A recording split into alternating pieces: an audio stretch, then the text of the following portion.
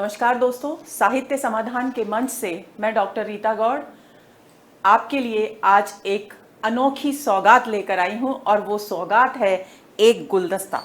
लेकिन गुलदस्ता फूलों का नहीं बल्कि प्रश्नों का, जो नेट जेआरएफ और सेकंड ग्रेड की परीक्षाओं की बगिया से चुनकर आपके लिए खास इकट्ठे किए गए हैं, ताकि उन सभी प्रश्नों को जो बार बार आते हैं, परीक्षाओं में पूछे जाते हैं और बहुत महत्वपूर्ण हैं, उनको सही समाधान के साथ, उचित व्याख्या के साथ आप तक पहुंचा सकें। तो आज का सत्र 12वां सत्र, और 12वां सत्र सबसे ज्यादा अनमोल और महत्वपूर्ण सत्र। तो उम्मीद करती हूं कि आप इस सत्र को बहुत गंभीरता से लेंगे और आगे 13वां सत्र भी इसी तरह के प्रश्नों से संबंधित होने वाला है। तो चलिए शुरू करते हैं आज के प्रश्नों के गुलदस्ते का सत्र। सबसे पहला प्रश्न, शुरुआत में दोस्तों हमने वो सारे प्रश्न आपके लिए इकट्ठे किए हैं जो सेकंड ग्रेड की परीक्षाओं में समय समय पर पूछे गए। तो सबसे पहला प्रश्न, बेसल नाही जायछ हिंदी के किस बोली का वाक्य है? और ये प्रश्न पूछा गया दिसंबर 2010 की परीक्षा में। और देखिए, भाषाओं के नाम दिए गए हैं। राजस्थानी भाषा आप सभी को पता है, राजस्थान में बोली जाती है। गुजराती गुजरात में, मैथिली भी बिहार और उसके आसपास के कुछ क्षेत्रों में बोली जाती है। अब ये अंगिका भाषा, जिसका संभवतः आपने कभी नाम नहीं सुना होगा दोस्तों, जिन बच्चों ने, जिन विद्यार्थियों ने इतिहास पढ़ा है, उन्होंने 16 महाजनपदों का नाम जरूर सुना होगा और उसमें एक जनपद का नाम आता था अंग, जिसकी राजधानी चंपा थी।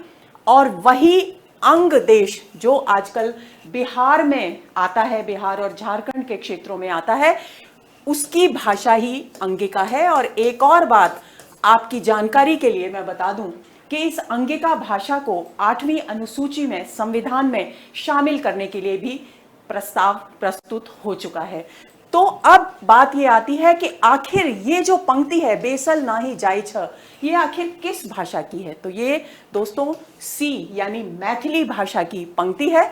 सी ऑप्शन इसका बिल्कुल सही उत्तर है।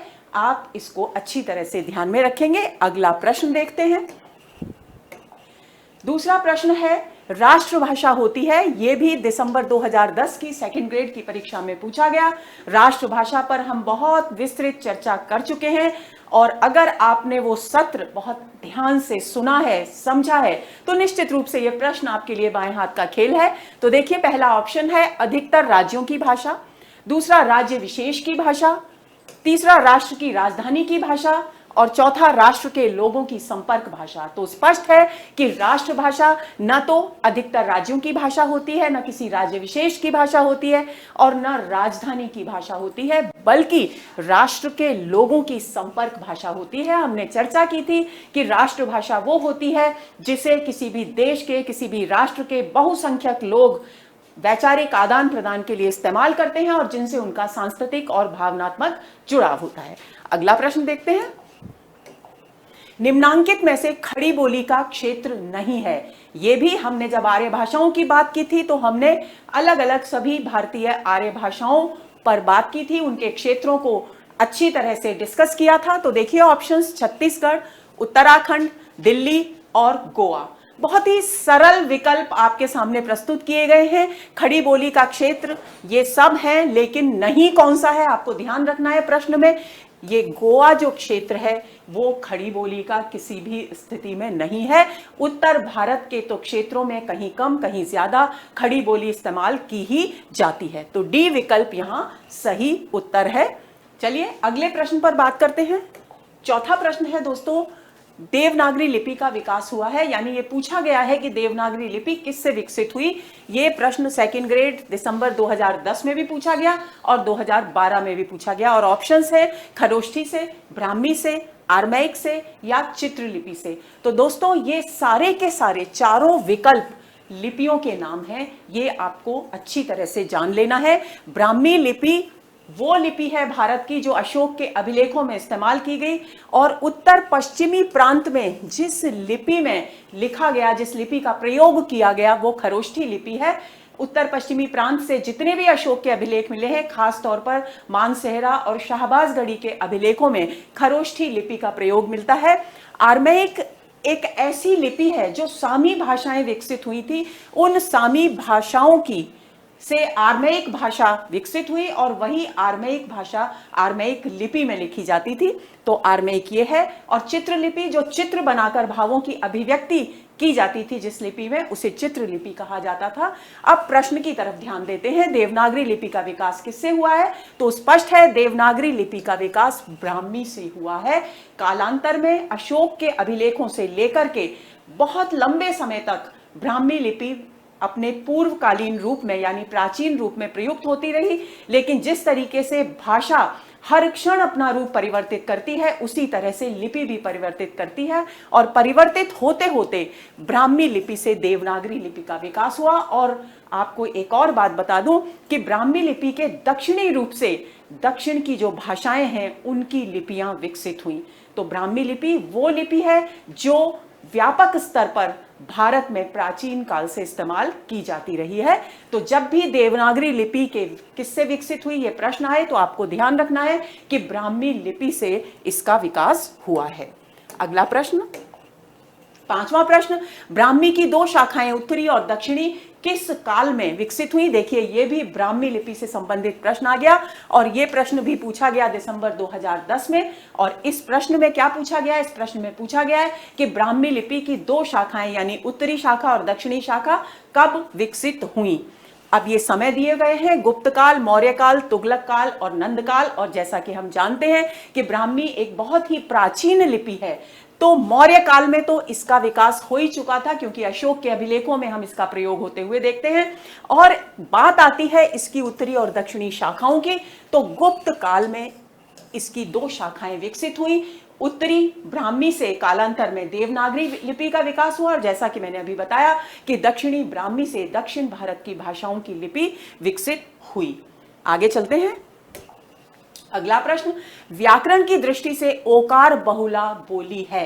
जब हम भाषाओं पर बात कर रहे थे, अलग अलग भाषाओं की विशेषताओं की चर्चा कर रहे थे, तो मैंने आपको बताया था कि ओकार बहुला, उकार बहुला, आकारांत, ये सब क्या होता है? जिन शब्दों के अंत में भाषा में ओ का प्रयोग होता है वो ओकार बहुला भाषा होती है। तो अब ये ऑप्शंस हैं, हम इन सब के भाषाओं के विषय में अच्छी तरह से पढ़ चुके हैं। देखिए, ए ऑप्शन है हरियाणी, पहाड़ी, बी ऑप्शन, सी बिहारी और डी छत्तीसगढ़ी। छत्तीसगढ़ी को ठीक कर लेंगे बच्चों।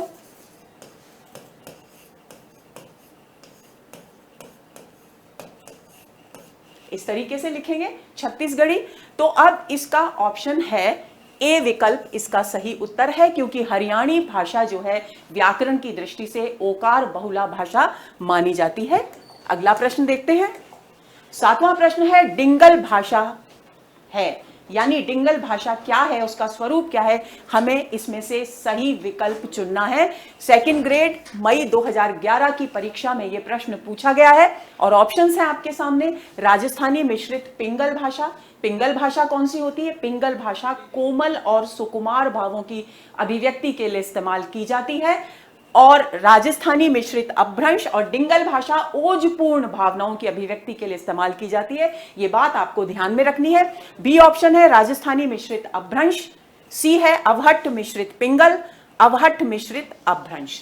तो इसमें से बी ऑप्शन सही है, क्योंकि डिंगल भाषा जो है वो ओजपूर्ण भावनाओं की, विचारों की अभिव्यक्ति के लिए इस्तेमाल होती है। तो राजस्थानी में जो डिंगल साहित्य लिखा गया, तो राजस्थानी भाषा तो उसमें होगी ही, और साथ में क्या मिश्रित है?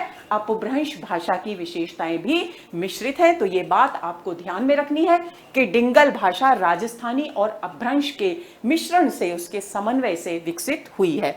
आगे चलें। आठवां प्रश्न, बुंदेली का क्षेत्र कौन सा नहीं है? बुंदेली कौन सी भाषा है? पश्चिमी हिंदी की भाषा है, इसकी चर्चा हम कर चुके हैं, और यह प्रश्न आया है सेकंड ग्रेड दिसंबर 2011 की परीक्षा में। ऑप्शंस हैं ओरछा, चरखारी, बांदा और अलीगढ़। अब प्रश्न क्या है? बुंदेली का क्षेत्र कौन सा नहीं है? अब आपको क्या ध्यान रखना है, आप इन सब क्षेत्रों की भाषाओं के बारे में पढ़ चुके हैं। अगर आपको वो क्षेत्र याद हैं तो आप आसानी से इस प्रश्न का उत्तर दे सकते हैं। तो डी ऑप्शन बिल्कुल इसका सही उत्तर है, क्योंकि अलीगढ़ बुंदेली भाषा का क्षेत्र नहीं है बल्कि ब्रज भूमि का क्षेत्र है, ब्रज भाषा का क्षेत्र है। तो डी विकल्प इसका सही उत्तर है, क्योंकि बाकी तीनों जो क्षेत्र हैं वो बुंदेली के क्षेत्र हैं, क्योंकि बुंदेली बुंदेलखंड की भाषा है। आगे चले, 9वां प्रश्न, अपभ्रंश के 8 स्वरों के पश्चात हिंदी के किन 2 नए स्वरों का विकास हुआ? स्वरों का आपको ध्यान होगा, हमने जब वैदिक संस्कृत से लेकर के अपभ्रंश तक स्वरों पर बात की थी तो हमने स्पष्ट किया था कि जो संस्कृत के जो 2 स्वर थे आई और औ, वो वैदिक संस्कृत से लौकिक संस्कृत तक आते आते उनका प्रयोग कम होने लगा था, और वही 2 स्वर अपभ्रंश के 8 स्वरों के पश्चात हिंदी में विकसित हुए, जिनका प्रयोग आज भी हिंदी में होता है। तो डी विकल्प यहां पर सही उत्तर है। अगला प्रश्न, 10वां प्रश्न, पश्चिमी राजस्थानी की बोली निम्न में से कौन सी है? राजस्थानी भाषा पर भी चर्चा कर चुके हैं। तो जयपुरी मध्य पूर्वी राजस्थानी का मध्य पूर्वी रूप है, मारवाड़ी पश्चिमी रूप है, उत्तर पूर्वी रूप है, और ये दक्षिण पूर्वी रूप है। तो सही उत्तर है मारवाड़ी, यानी मारवाड़ी पश्चिमी राजस्थानी का रूप है। इस बात को ध्यान में रखना है। तो बी विकल्प यहां सही उत्तर है। 11वां प्रश्न, कौन सी बोली राजस्थानी विभाषा वर्ग की है? सेकंड ग्रेड दिसंबर 2012 में यह प्रश्न पूछा गया, और ऑप्शंस हैं बुंदेली, मालवी, ब्रज और पहाड़ी। तो देखिए, आप बिल्कुल स्पष्ट रूप से अभी एक प्रश्न हम राजस्थानी का हल कर चुके हैं, तो आप इसका उत्तर बहुत आसानी से दे सकते हैं। मालवी राजस्थानी विभाषा वर्ग की बोली है, बुंदेली, ब्रज और पहाड़ी हिंदी की बोलियां हैं और राजस्थानी की नहीं है। आगे चलें, संवैधानिक दृष्टि से हिंदी भारत की भाषा है। कौन सी भाषा है? मातृभाषा है, जन भाषा है, संस्कृति भाषा है, या फिर राजभाषा है? तो क्योंकि क्या पूछा गया है प्रश्न में? संवैधानिक दृष्टि से, यानी संविधान की दृष्टि से पूछा गया है। तो दोस्तों डी विकल्प यहां पर सही उत्तर है, क्योंकि संविधान की दृष्टि से अगर हिंदी का महत्व देखा जाए तो वो राजभाषा के रूप में है। बाकी संविधान में इन तीनों रूपों की चर्चा नहीं है, केवल और केवल हिंदी के राजभाषा रूप की चर्चा यहां पर की गई है, और ये प्रश्न भी दिसंबर 2012 में सेकंड ग्रेड में पूछा गया। अगला प्रश्न, 13वां प्रश्न, भारतीय संविधान में राजभाषा के संबंध में किन अनुच्छेदों की व्यवस्था की गई है? जब हमने राजभाषा के विकास की बात की थी, संविधान में हिंदी की स्थिति की बात की थी, तब हमने विस्तार से सभी अनुच्छेदों पर चर्चा की थी। आपको याद होगा, देखिए विकल्प, और यह प्रश्न भी 2 बार पूछा गया है। सेकंड ग्रेड 2010 में पूछा गया, उसके बाद 2014 में पूछा गया, और इसके विकल्प है अनुच्छेद 343 से 351, अनुच्छेद 141 से 451, अनुच्छेद 243 से 251 और अनुच्छेद 443 से 451। तो आपको याद होगा ए विकल्प बिल्कुल सही उत्तर है, क्योंकि 343 से 351 अनुच्छेदों तक राजभाषा की बात की गई है संविधान में। तो ये आपको हमेशा ध्यान में रखना है कि अनुच्छेद 343 से 351 तक राजभाषा के विषय में संविधान में चर्चा की गई है। अगला प्रश्न, देवनागरी लिपि के सुधार के संदर्भ में अ की 12 खड़ी को किसने भ्रामक बताया? अब अ की 12 खड़ी क्या होती है? 12 खड़ी का मतलब क्या है? 12 खड़ी का मतलब होता है स्वरों की, व्यंजनों के साथ जब स्वरों की मात्राएं लगा करके और उनकी अभिव्यक्ति की जाती है तो उसे 12 खड़ी कहते हैं। जैसे क पर सारी मात्राएं लगाकर क, का, की, कु, के, कई, को, कऊ, इस तरह से बोला जाए, इसे हम 12 खड़ी कहते हैं। इसी प्रकार से सभी व्यंजनों पर स्वर की मात्राएं लगाकर और इस 12 खड़ी का प्रयोग प्रारंभ में किया गया था, और ये प्रस्ताव काका कालेलकर ने रखा था देवनागरी लिपि के विकास के लिए कि हमें 12 खड़ी का प्रयोग करना चाहिए। लेकिन आचार्य नरेंद्र देव समिति ने इस प्रयोग को भ्रामक बताया। तो आपको ध्यान रखना है कि इसमें से आचार्य नरेंद्र देव वो व्यक्ति हैं जिनकी समिति जो गठित की गई थी देवनागरी लिपि के सुधार के लिए उन्होंने इस अ की 12 खड़ी के प्रयोग को भ्रामक बताया, यानी भ्रम उत्पन्न करने वाला बताया। बाकी सभी लोग अलग अलग थे और इस तरह का प्रस्ताव रखने वाले काका कालेलकर थे। ये नाम भी आपको याद में रखना है। आगे चले। 15वां प्रश्न, हिंदी भाषा का उद्भव अपभ्रंश के किन रूपों से संबद्ध है? प्रश्न पूछा गया 2nd ग्रेड दिसंबर 2014 में और विकल्प हैं ए ब्राचड़, बी शौरसैनी, सी मागधी और डी अर्धमागधी। और आपको क्या ध्यान रखना है, आपको प्रश्न को बहुत ध्यान से पढ़ना है। ऐसे प्रश्न जिनमें कूट भी दिए जाते हैं, कोड भी दिए जाते हैं, उनको आपको बहुत ध्यान से पढ़ने की और समझने की जरूरत है, अन्यथा एक जरा सी भूल हमारे उत्तर को गलत कर सकती है। तो देखिए, हिंदी भाषा का उद्भव अपभ्रंश के किन रूपों से संबंधित है, इस बात पर हमें ध्यान देना है। यानी हमें इन 4 विकल्पों में से वो विकल्प चुनने हैं जो हिंदी भाषा के उद्भव के लिए माने जाते हैं, यानी जिनसे हिंदी भाषा का उद्भव, उत्पत्ति समझी जाती है, स्वीकार की जाती है। अब देखिए, ब्राचड़ से कौन सी भाषा विकसित हुई थी?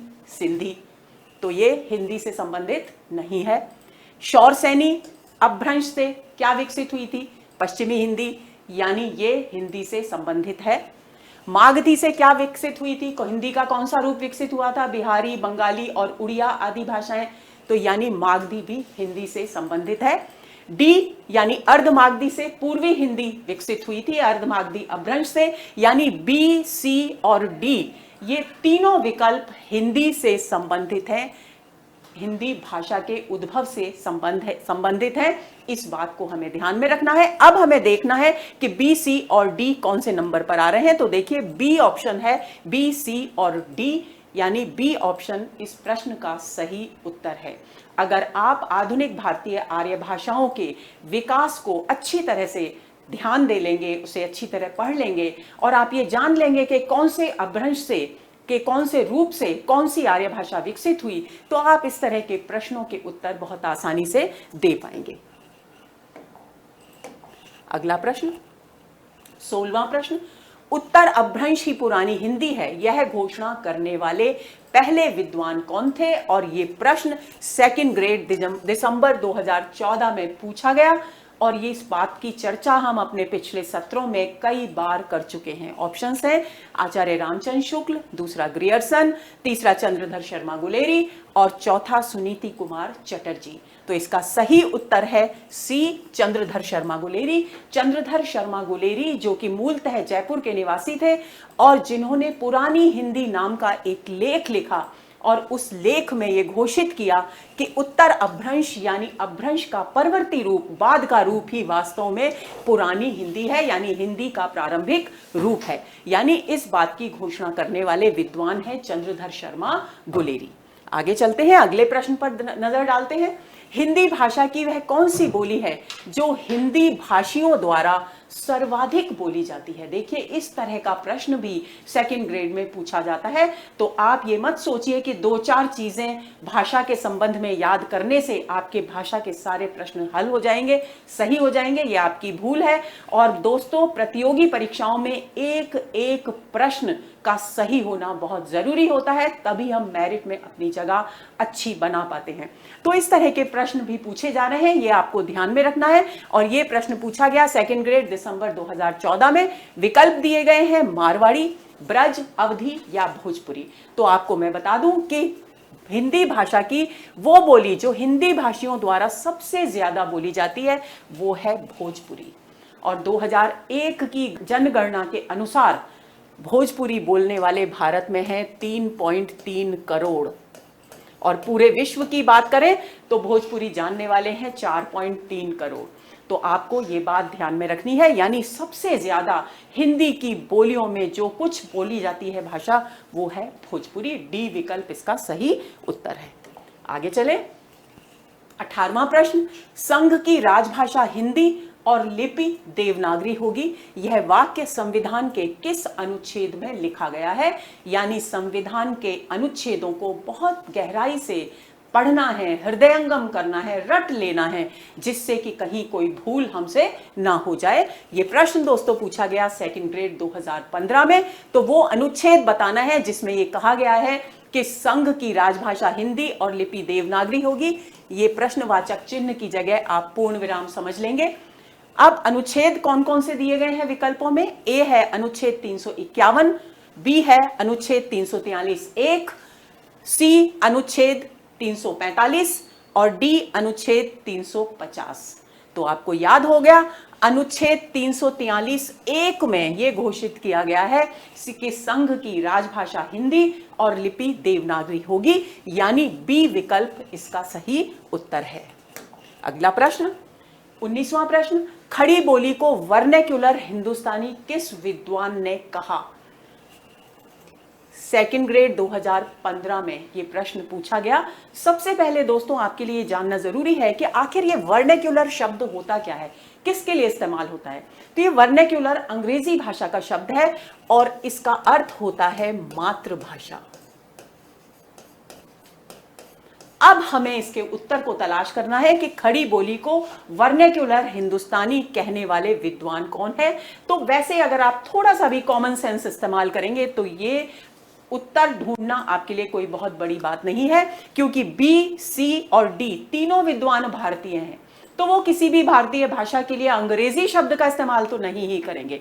यानी ए विकल्प, जॉर्ज ग्रियर्सन ने खड़ी बोली को वर्नेक्युलर हिंदुस्तानी कहा, यह सही उत्तर है, क्योंकि एक अंग्रेज ही एक अंग्रेजी के शब्द का हिंदुस्तान की भाषा के लिए, भारत की भाषा के लिए इस्तेमाल कर सकता है। तो ए विकल्प यहां सही उत्तर है। तो थोड़ा सा प्रश्नों को हल करते समय बिल्कुल अलग सा प्रश्न आ जाए तो घबराइए मत, बल्कि थोड़ा कॉमन सेंस इस्तेमाल कीजिए। आगे चलते हैं। अगला प्रश्न, 20वां प्रश्न, पूर्वी हिंदी की उत्पत्ति किस अपभ्रंश से हुई? ये एक प्रश्न में हम अभी अभी चर्चा कर चुके हैं और ये प्रश्न पूछा गया सेकंड ग्रेड 2015 में। विकल्प है ए शौरसैनी, बी मागधी, सी पैशाची और डी अर्धमागधी।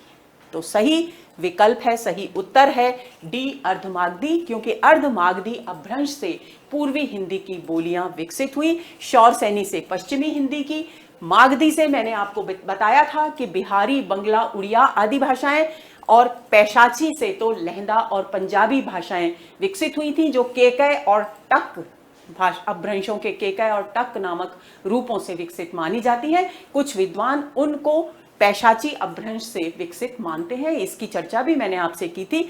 तो निश्चित रूप से डी विकल्प हमारा सही उत्तर है। 21वां प्रश्न, पश्चिमी हिंदी की बोली निम्नलिखित में से कौन सी नहीं है? तो पश्चिमी हिंदी की बोलियों को आप अपनी स्मृति में एक बार दोहरा लीजिए ताकि सही उत्तर दिया जा सके। ए विकल्प है खड़ी बोली, बी है मगही, सी है ब्रजभाषा, डी है कन्नौजी। तो खड़ी बोली, ब्रजभाषा और कन्नौजी ये तीनों पश्चिमी हिंदी की बोलियां हैं और मगही पश्चिमी हिंदी की बोली नहीं है, इसलिए बी विकल्प यहां पर सही उत्तर है। आगे चलते हैं।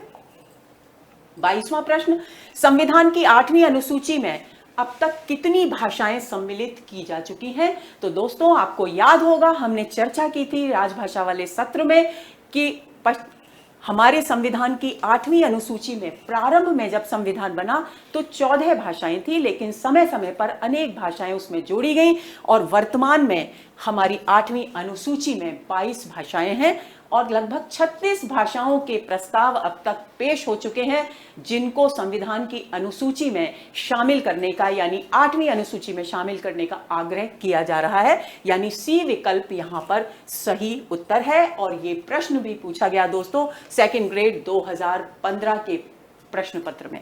आगे चले। 23वां प्रश्न, निम्नलिखित में से कौन सी भाषा भारतीय संविधान की 8वीं अनुसूची में सम्मिलित नहीं है? क्या पूछा गया है? सम्मिलित नहीं है। और ये प्रश्न पूछा गया सेकंड ग्रेड 2018 के पेपर में। अब ऑप्शंस हैं आपके संथाली, नेपाली, उर्दू और भोजपुरी। अब मुझे अच्छी तरह से पता है कि आप में से अधिकांश दोस्त, अधिकांश विद्यार्थी कौन से विकल्प को चुनेंगे? उर्दू विकल्प को चुनेंगे।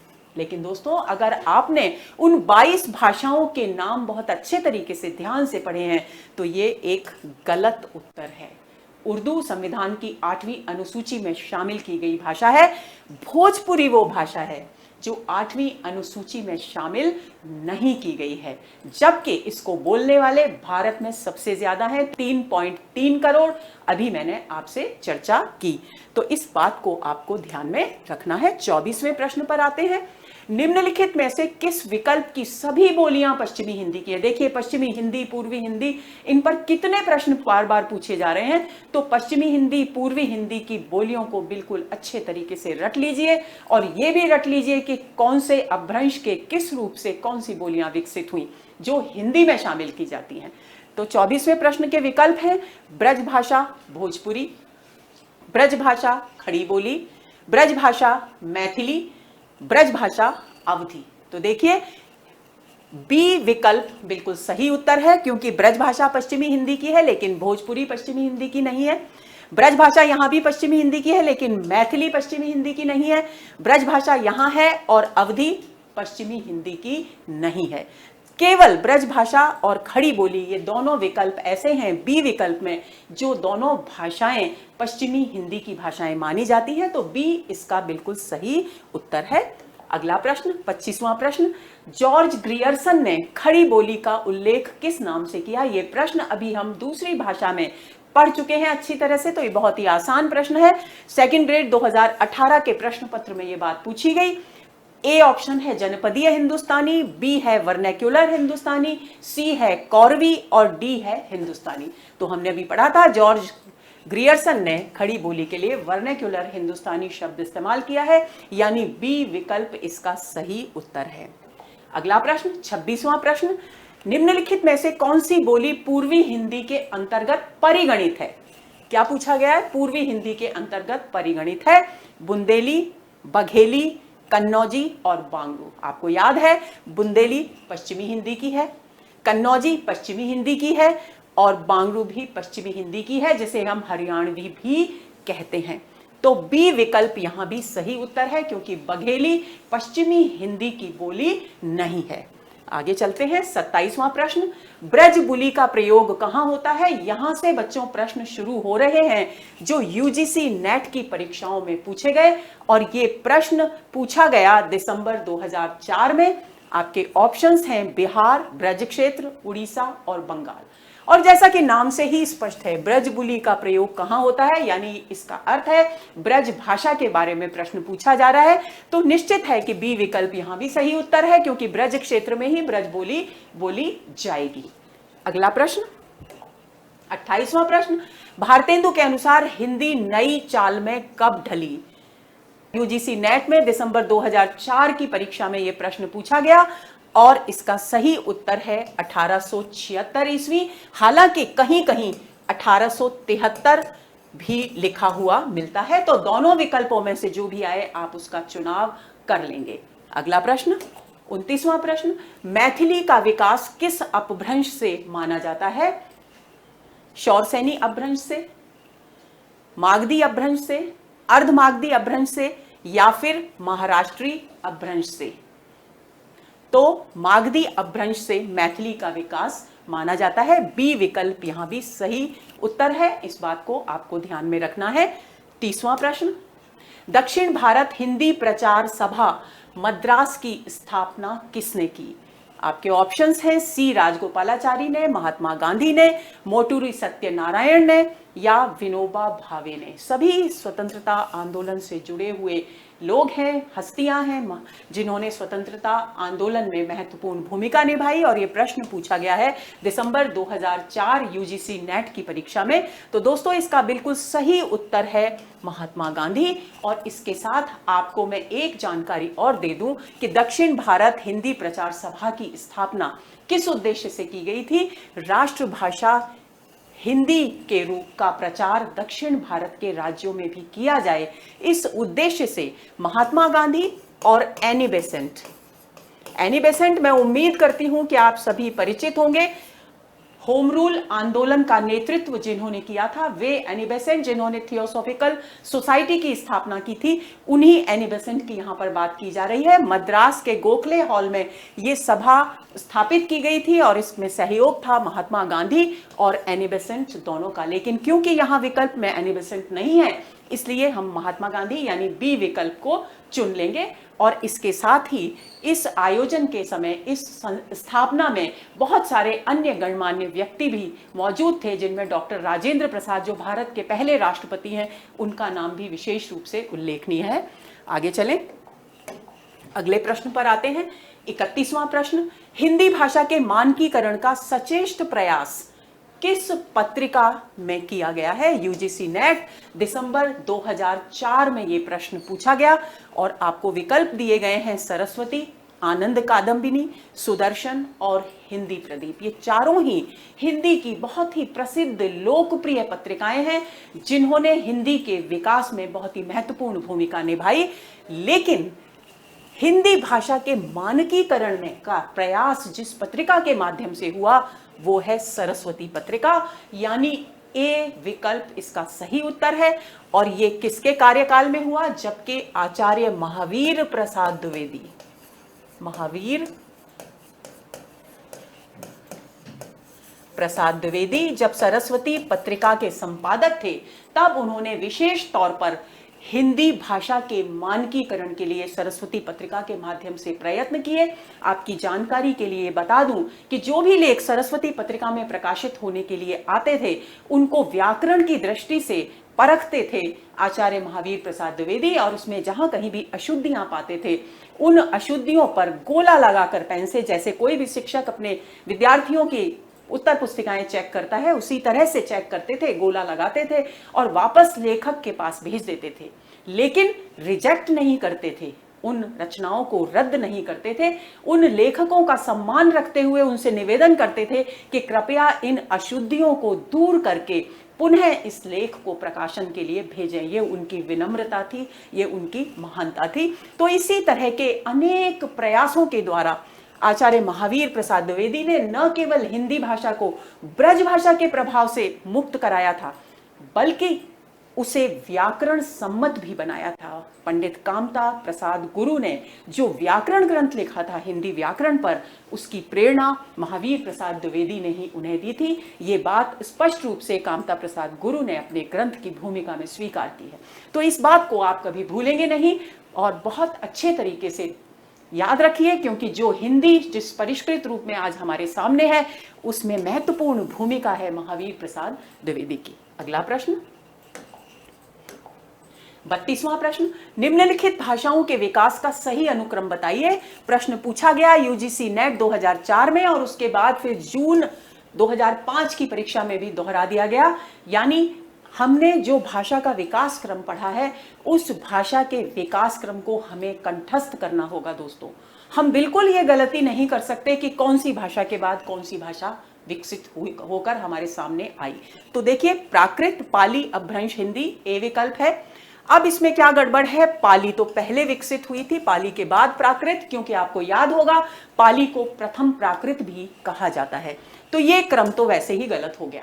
अब दूसरे विकल्प पर आते हैं, बी विकल्प पर, पाली, प्राकृत, अपभ्रंश और हिंदी। तो प्रथम प्राकृत, फिर द्वितीय प्राकृत, द्वितीय प्राकृत से तृतीय प्राकृत यानी अपभ्रंश विकसित हुई और अपभ्रंश से हिंदी, यानी ये क्रम बिल्कुल सही क्रम है, यानी बी विकल्प यहां भी बिल्कुल सही उत्तर है। अब तीसरे पर नजर डालते हैं, पाली, अपभ्रंश, प्राकृत और हिंदी। तो ये तो बिल्कुल ही गलत है, क्योंकि पाली के बाद प्राकृत आनी चाहिए, उसके बाद अपभ्रंश और उसके बाद हिंदी। तो ये क्रम गलत हो गया है। अपभ्रंश, प्राकृत, हिंदी और पाली, पाली सबसे बाद में आ रही है, यानी हिंदी के बाद ही पाली विकसित हुई। तो ये तो बिल्कुल ही गलत है। तो उत्तर कौन सा है? बी विकल्प यहां सही उत्तर है। अगले प्रश्न पर नजर डालते हैं, 33वां प्रश्न, भारतीय संविधान के किस अनुच्छेद में हिंदी को राजभाषा घोषित किया गया? इस तरह का प्रश्न अभी हम पहले सेकंड ग्रेड के प्रश्नों में हल कर चुके हैं। यानी आप समझ लीजिए कि संविधान में हिंदी की स्थिति को समझना, उसे कंठस्थ करना, उसे याद करना कितना जरूरी है, क्योंकि इन परीक्षाओं में सेकंड ग्रेड और यूजीसी नेट के अलावा भी बहुत सारी ऐसी परीक्षाएं हैं जिनमें इससे संबंधित प्रश्न पूछे जाते हैं। तो विकल्प मत नजर डालें, 343, 344, 334 और 445। तो आपको याद होगा ए विकल्प सही उत्तर है। 343, हालांकि एक और है लेकिन एक नहीं भी है तो भी कोई बात नहीं। 343 अनुच्छेद में हिंदी को राजभाषा और देवनागरी लिपि को राष्ट्रीय लिपि घोषित किया गया है। 34वां प्रश्न, इन बोलियों को उनके बोली क्षेत्र के साथ सुमेलित कीजिए। थोड़ा ध्यान से इस प्रश्न को समझने की जरूरत है क्योंकि मैंने आपसे कहा था कि जहां कूट दिए जाते हैं, कूट और कोड एक ही बात है, वहां पर हमें प्रश्न को बहुत ध्यान से समझना पड़ता है और धैर्यपूर्वक उसके उत्तर को पहचानना पड़ता है। यह प्रश्न पूछा गया यूजीसी नेट दिसंबर 2005 की परीक्षा में। अब देखिए, सबसे पहली भाषा क्या है? ब्रज भाषा, दूसरी है भोजपुरी, तीसरी है मैथिली और चौथी है अवधी। तो अब हमें देखना है कि ब्रज भाषा का क्षेत्र कौन सा है। तो अभी अभी एक प्रश्न में अलीगढ़ का नाम आया था ब्रजबुली के संदर्भ में, तो यानी ब्रज भाषा का संबंध है अलीगढ़ से। तो यानी अब हम देख लेंगे कि कौन से विकल्प में ए का चौथा उत्तर आ रहा है। तो ए का चौथा उत्तर आ रहा है बी विकल्प में। अब हम इसको जांच लेंगे कि क्या बी विकल्प का उत्तर एक है।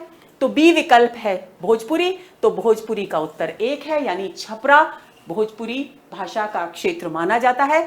अब मैथिली भाषा, सी विकल्प क्या कह रहा है? सी विकल्प कह रहा है कि पांचवां, यानी मैथिली दरभंगा यानी बिहार, तो ये भी बिल्कुल सही है। और अवधि के लिए क्या कहा जा रहा है? दूसरा, यानी सुल्तानपुर, यानी ये सही है। इसका मतलब बी विकल्प बिल्कुल सही उत्तर है, क्योंकि जब हमें पता है कि ब्रज भाषा का क्षेत्र अलीगढ़ के सिवा और कोई हो ही नहीं सकता और किसी विकल्प में ए का चौथा उत्तर कहीं दिया ही नहीं गया है, तो यहीं पर यह बात स्पष्ट हो गई। लेकिन फिर भी हम अन्य बिंदुओं को भी अच्छी तरह से परखेंगे, उसके बाद ही उत्तर पर पहुंचेंगे। कहीं हम जल्दबाजी में गलत ना कर दें, ये बात आपको ध्यान में रखनी है।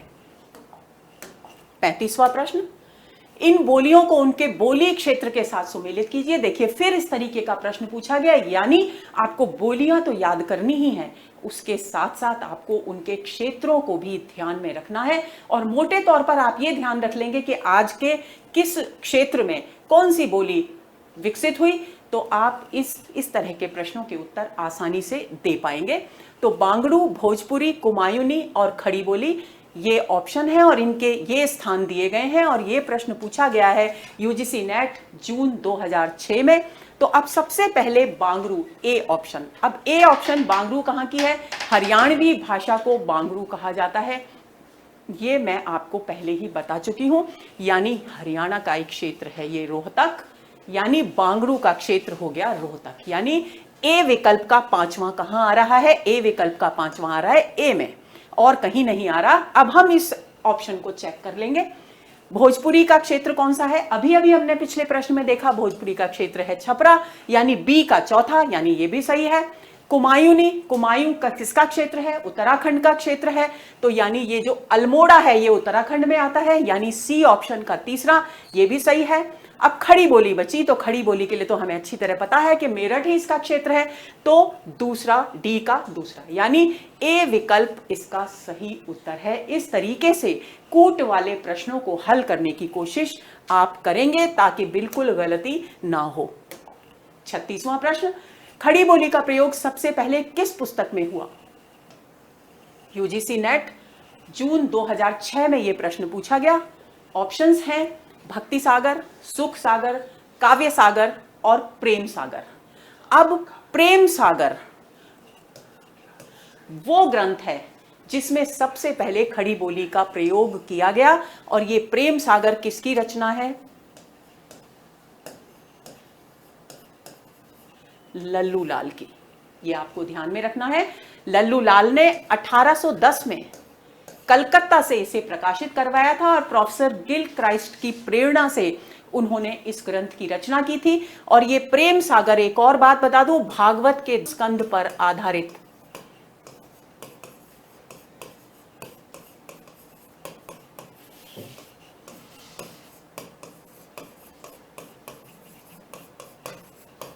यानी ये प्रश्न भी पूछा जा सकता है कि भागवत के दशम स्कंद पर आधारित रचना है, तो आपको प्रेम सागर ध्यान में रखना है। प्रेम सागर कहां से प्रकाशित हुई? तो आपको ध्यान रखना है कलकत्ता से प्रकाशित हुई। कब प्रकाशित हुई? 1810 में प्रकाशित हुई। अब ये लल्लू लाल कौन है? ये लल्लू लाल और सदल मिश्र, इंशाअल्लाह खां और सदासुख लाल नियाजी, ये चार वो महत्वपूर्ण खड़ी बोली के विद्वान हैं जिन्होंने प्रारंभिक वर्षों में खड़ी बोली जिस समय विकसित हो रही थी उस समय इसके विकास में महत्वपूर्ण भूमिका निभाई। और इनमें से सदल मिश्र और लल्लू लाल दो विद्वान फोर्ट विलियम कॉलेज में अध्यापक के रूप में कार्य करते थे और शेष दोनों बाहर रह करके हिंदी को अपनी सेवाएं देते थे। इन चारों विद्वान को हम खड़ी बोली का आधार स्तंभ मानते हैं, इस बात को आप ध्यान में रखेंगे। तो डी विकल्प यहां इसका सही उत्तर है। 37वां प्रश्न, भारतीय भाषाओं को भारतीय संविधान की किस अनुसूची में शामिल किया गया है? यूजीसी नेट जून 2006 में यह प्रश्न पूछा गया। ऑप्शंस हैं अष्टम, सप्तम, नवम और दशम। और हम बार बार 8वीं अनुसूची 22 भाषाएं, 8वीं अनुसूची 22 भाषाएं चर्चा कर रहे हैं, यानी ए विकल्प इसका सही उत्तर है, क्योंकि अष्टम अनुसूची में भारतीय भाषाओं को शामिल किया गया है और ये अष्टम अनुसूची हमारे संविधान की है। आगे चले।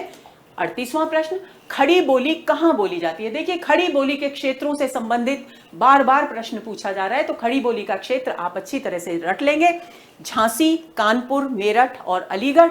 और अभी अभी हमने पढ़ा था कि मेरठ को खड़ी बोली के उद्भव का क्षेत्र माना जाता है, इसलिए सी विकल्प यहां बिल्कुल सही उत्तर है। 39वां प्रश्न, दक्षिण भारत हिंदी प्रचार सभा का मुख्यालय कहां है? इस तरह का प्रश्न अभी पहले भी आ चुका कि किसने इसकी स्थापना की थी। हमने महात्मा गांधी विकल्प को सही बताया था और मैंने आपको बताया था कि उसके साथ एनी बेसेंट ने भी इसकी स्थापना में महत्वपूर्ण भूमिका निभाई। तो अब पूछा जा रहा है कि दक्षिण भारत हिंदी प्रचार सभा का मुख्यालय कहां है? तो मुख्यालय है मद्रास। कभी कभी क्योंकि मद्रास का आधुनिक नाम चेन्नई है, तो चेन्नई विकल्प भी परीक्षाओं में आ जाता है, तो आपको यह भी ध्यान में रखना है। तो दक्षिण भारत हिंदी प्रचार सभा, एक बार फिर याद दिला दूं, किस उद्देश्य से स्थापित की गई थी? दक्षिण भारत के राज्यों में हिंदी के प्रचार प्रसार को एक दिशा देने के लिए, एक गति देने के लिए इस सभा की स्थापना की गई थी और इसका हेडक्वार्टर यानी मुख्यालय था चेन्नई यानी मद्रास में। आगे चले। 40वां प्रश्न, निम्नलिखित बोलियों में से कौन सी बोली उत्तर प्रदेश में नहीं बोली जाती? अब देखिए, आपको कितनी गहराई से इन क्षेत्रों की, बोलियों के क्षेत्रों को ध्यान में रखना है। यूजीसी नेट जून 2007 में यह प्रश्न पूछा गया है। अवधी, ब्रज, मैथिली और खड़ी बोली क्या पूछा गया है? नहीं बोली जाती। तो अवधी पूर्वी हिंदी की बोली है, बोली जाती है। ब्रज, ब्रज प्रदेश में बोली जाती है, मथुरा, अलीगढ़ आदि क्षेत्र।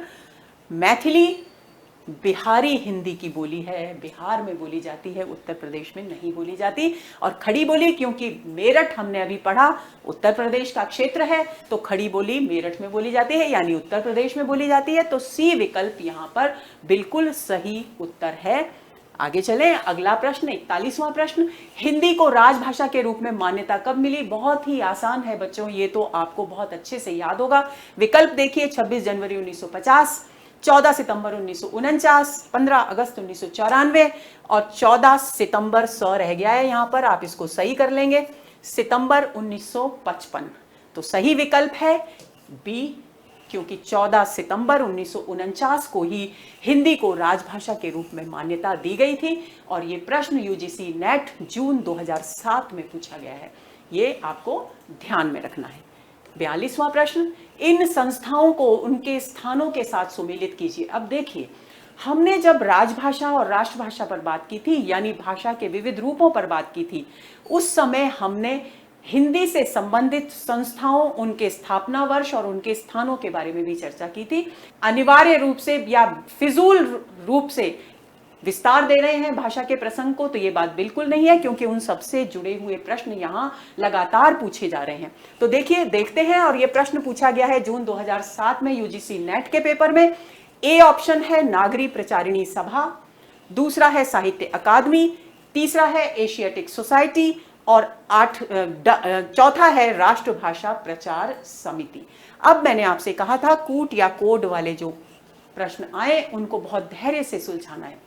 तो कौन सा नाम इसमें से ऐसा है जिसे आप सब अच्छी तरह से जानते हैं? साहित्य अकादमी पुरस्कार साहित्य अकादमी से दिया जाता है साहित्यकारों को, आपको सब अच्छी तरह से पता है। तो यानी इसका स्पष्ट है कि साहित्य अकादमी संस्था कहां होगी? दिल्ली में होगी। यानी एक बात यहां पर स्पष्ट हो गई। अब क्योंकि नागरी प्रचारिणी सभा के साथ काशी का नाम इस कदर जुड़ा हुआ है कि नागरी प्रचारिणी सभा बोलते ही स्मृति में काशी गूंजने लगता है, तो स्पष्ट है कि नागरी प्रचारिणी सभा काशी में स्थान है इसका। काशी, बनारस, वाराणसी सब एक ही बात है। अब एशियाटिक सोसाइटी की समस्या आती है, तो एशियाटिक सोसाइटी कलकत्ता में है, ये बात मैं आपको बता दूं। अंग्रेजों के जमाने में इस संस्था को भारत के पुरातत्व के खोज के रूप में, भारत की पुरानी पांडुलिपियों की खोज के लिए इस संस्था की स्थापना अंग्रेजों के द्वारा की गई थी कलकत्ता में। और राष्ट्रभाषा प्रचार समिति का संबंध तो स्पष्ट रूप से वर्धा से है। तो ऐसी स्थिति में आप देखते हैं कि कौन सा विकल्प हमारे सामने सही विकल्प के रूप में आ रहा है। तो ए का उत्तर हुआ तीसरा। तो कहां पर ए का विकल्प तीसरा बताया गया है? देखिए, दो विकल्प यहां पर तीसरे बताए गए हैं, सी और डी। अब हमको जांच करनी है कि साहित्य अकादमी दिल्ली यानी बी का नंबर 1 विकल्प कहां है। तो यानी डी में बी का 1 विकल्प है, यानी ये गलत हो गया। अब डी ऑप्शन बिल्कुल सही है, इसको परख लेते हैं। सी का चौथा विकल्प, तो सी है एशियाटिक सोसाइटी, चौथा विकल्प कलकत्ता, बिल्कुल सही है।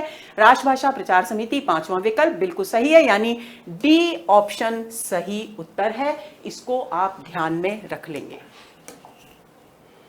43वें प्रश्न पर नजर डालते हैं। निम्नलिखित विधि के क्रिया रूपों को उनकी बोली के साथ सुमेलित कीजिए। तो यहां क्रिया रूपों के अलग अलग भाषाओं के विकल्प दिए गए हैं, आपको इनको भाषाओं के साथ सुमेलित करना है। तो देखिए, इसका सही उत्तर है ए। अब ए को कैसे जांचेंगे? करो विकल्प का कौन सा आ रहा है? चौथा। तो करो का चौथा, यानी करो शब्द बांग्लू यानी हरियाणवी भाषा का है। करऊ का तीसरा, दूसरे का तीसरा है, यानी ये अवधी भाषा का है। करो पांचवा है, यानी ये ब्रज भाषा का है। और करा यानी दूसरा, ये भोजपुरी का है। तो इस तरीके से पहला विकल्प सही उत्तर है। अगले प्रश्न पर चलते हैं। इनमें से कौन सी राजस्थान की बोली नहीं है? तो देखिए, यहां पर बिल्कुल सरल है। मारवाड़ी, बुंदेली, मेवाती, मालवी, इसमें से बुंदेली पश्चिमी हिंदी की बोली है, तो ये राजस्थान की बोली नहीं है। यूजीसी नेट दिसंबर 2007 में ये प्रश्न पूछा गया, तो बी विकल्प इसका सही उत्तर है। अगले प्रश्न पर बात करते हैं। निम्नलिखित काव्य पंक्तियों को उनकी भाषा के साथ सुमेलित कीजिए। ये काव्य पंक्तियां दी गई हैं और इनको इनकी भाषा के साथ सुमेलित करना है। तो ये जो है, का पूछूं तुम निछोही गुरु, ये अवधी भाषा है, तो इसका चौथा विकल्प सही है। तो ए का चौथा कहां आ रहा है? यानी बी विकल्प बिल्कुल सही है। बी का कौन सा बताया जा रहा है? एक, यानी ढोला मारिए ढिल कल्लोल की पंक्तियां। प्राकृत पेंगलम में हम्मीर रासों की पंक्तियां हैं, ऐसा शुक्ल जी ने माना है। अभ्रंश भाषा है इसकी। अब सी विकल्प जो आ रहा है, जो मांगहु सो देहु मनोहर, यानी सी विकल्प का दूसरा है, यानी ये ब्रज भाषा है, सूरदास की पंक्तियां हैं। और उसकी चोटी सटकाई लख नागिन अपनी कैंचुली छोड़, ये खड़ी बोली है। और लल्लू लाल, जिनके बारे में मैंने विस्तृत चर्चा की, उनकी ये पंक्तियां हैं। तो इस तरह से बी विकल्प इस प्रश्न का सही उत्तर है। अगले प्रश्न पर आते हैं। 46वां प्रश्न। निम्नलिखित बोलियों को उनके भौगोलिक क्षेत्र के साथ सुमेलित कीजिए। यूजीसी नेट दिसंबर 2007 में पूछा गया। देखिए, नेट में बार बार कूट वाले प्रश्न पूछे जा रहे हैं, तो उस तरीके से आपको अपने आप को तैयार रखना है।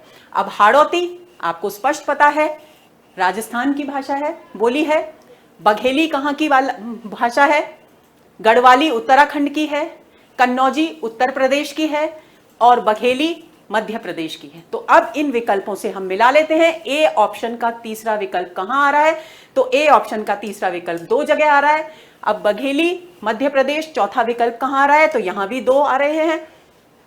अब गढ़वाली उत्तराखंड 1 कहां आ रहा है? यानी ये यहां पकड़ में आ गया। सी ऑप्शन यहां सही उत्तर है।